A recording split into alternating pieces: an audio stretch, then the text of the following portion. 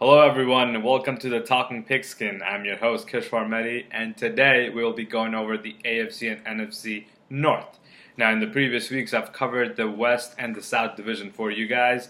Today we'll be talking about big name quarterbacks such as Big Ben Roethlisberger, Matt Stafford, Joe Flacco, and last but not least the great one, the Messiah, Aaron Rodgers.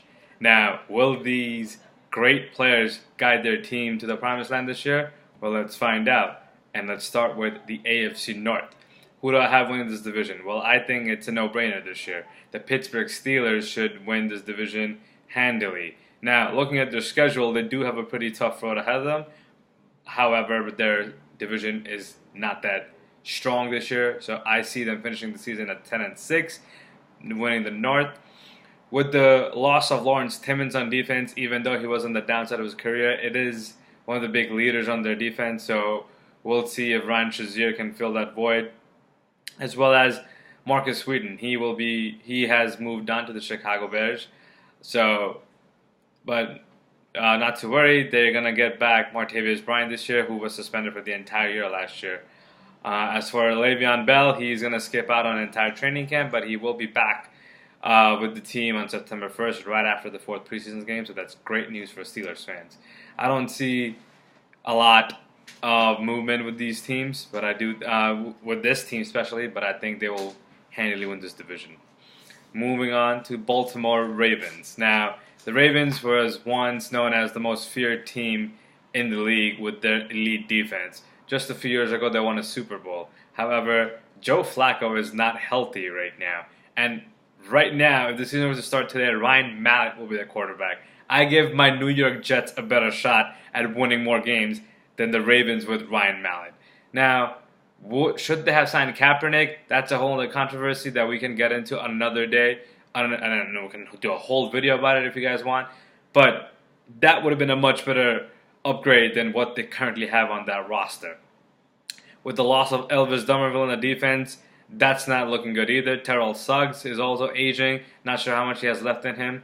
Ladarius Webb, their safety, is gone too. However, they did sign Tony Jefferson from Arizona, as well as Brandon Carr from the Cowboys. On the offensive side of the ball, they got Danny Woodhead out of San Diego, so maybe he can help out the offense if they want to dink and dunk. However, this team offensively is not that great this year, and I do see them finishing at 8-8. Usually the Ravens are one of the top players in the league, but this year I think they will take a step back. Now pending Joe Flacco's health. Moving on to one of the other good teams that we once knew and feared was Cincinnati Bengals. I have them at 7-9 simply because they had so many losses on that team, especially in the offensive line, where Andrew Whitworth left to the Rams and Kevin Zeitler went to the division rival, the Browns. Now, Dalton has been solid throughout his career. However, his protection is not going to be there this year. I don't see him lighting it up, even though he has A.J. Green and Jeremy Hill to work with. I just don't see his offensive line protecting him much, hence why I do think he will have a very tough year. As far as their defense goes, Domata Peko has left and joined the Broncos, so that's a big loss for them. Every time you've seen the Bengals defense on the field, you've seen Peko as one of the best players for them, so I'm not sure who's going to fill that void. However, I do think that defense won't be as bad, even though they lost him. Drake Kirkpatrick got re-signed, so the corner position is solid.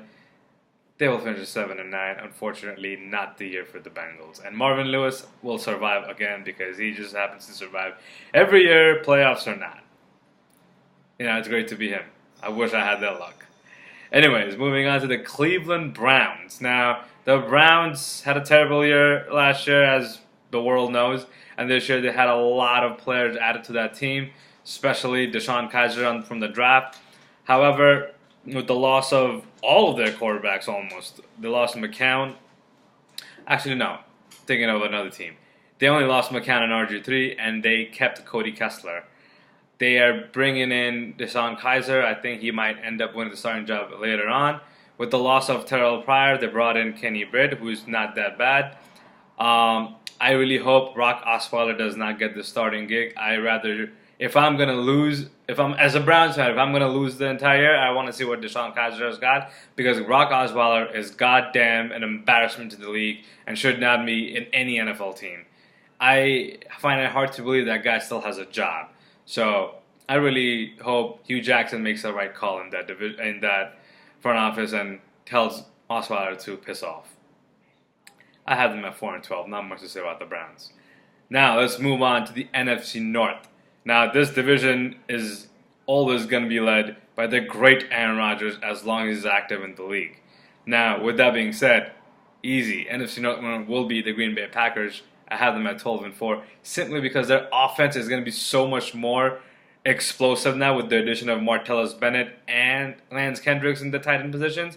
Their offense will drop 35 a game. This is going to be an impossible offense to stop, especially with Ty Montgomery, the way he has been running the ball since last year.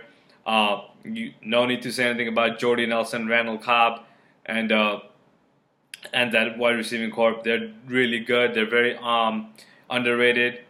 They don't get paid the big bucks, but they're damn good, and Rodgers has made them pretty unstoppable on the field. No need to say much about Aaron Rodgers. He is the bad man, as Stephen A. Smith calls him. So let's not even get into enough details about this team. You know that defense is not going to be that great. I really hope they don't continue to blow games for them.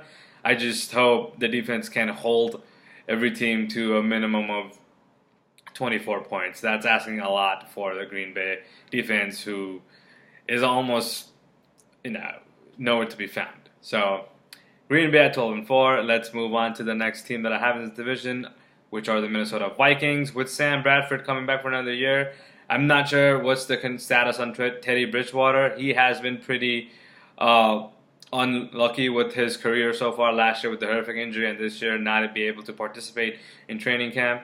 I feel for the guy. However, Bradford is not as bad as everyone thinks he is. He gets a bad rep, honestly. I think keeping him healthy is the key. And the Vikings did add Riley Reef on their offensive lineman. They actually stole him away from the Detroit. So he will be very good. But the bad thing is they lost Captain Marlin on the defensive side of the ball, and he's really good. Although they have Xavier Rhodes, that defense should be average, if not a little bit above average. So they should be all right. And Matt Khalil is no longer there as well, so that's a big loss. Like I said, as long as Sam Bradford stays healthy, this team should have a shot at 9-7. Not sure about the wild card this year because it'll be very competitive, but 9-7 is at best I can give Vikings. Moving on to the Detroit Lions at 8-8. Matt Stafford is one of the very good quarterbacks that we have. Unfortunately, he just doesn't have the help. We all know the issue with Calvin Johnson a couple of years ago, and now, with the receivers he has to do the best as he can. We have Golden Tate on one side and Marvin Jones on the other. I hope he has a good year. He does have a strong offensive line this year. He will have TJ Lang from Green Bay. So that should help the void of Riley Reef. As far as the defense goes, they did lose DeAndre Levy, which is not a good thing. He was their Mike linebacker for years. So that's unfortunate. However, I just don't think this is a good year for them. I believe they'll finish at 8-8. And last but not least, we have the great Chicago Bears, Jay Cutler. And who else do we got here? They have so many quarterbacks, I forgot their names. Jay Cutler, Brian Hoyer, Matt Barkley, all started last year, all gone from the team. Now they brought in Mike Glennon from Tampa, overpaid the living crap out of him. They brought in Mark Sanchez, my old guy from the Jets, and they drafted Mitch Trubisky, who hasn't looked bad in the preseason so far. So I have them at 3-13 just because that team is not that great. With the loss of Alshon Jeffrey and the wide receiving corps, that's going to be a huge void to fill. Victor Cruz is almost done with his career, so don't expect much out of him. On the defense side of the ball, they added Prince Mukamara, who is not that bad. Was with the Giants before, then with the Jaguars, and now he's with the Bears. I hope John Fox does well with him. But I don't have much to say about the Bears just because I don't think this team is going to do much in this division especially. So I have them at 3-13. So there you have it. Let me know what you think about the North picks for these divisions. Comment, subscribe, like, whatever you want to discuss about football. Let me know. I'm here. I'm your guy. Don't forget to follow me on Twitter, and of course, any questions you have, send them my way. I'll see you next week with AFC and NFC East previews. Till then, good night.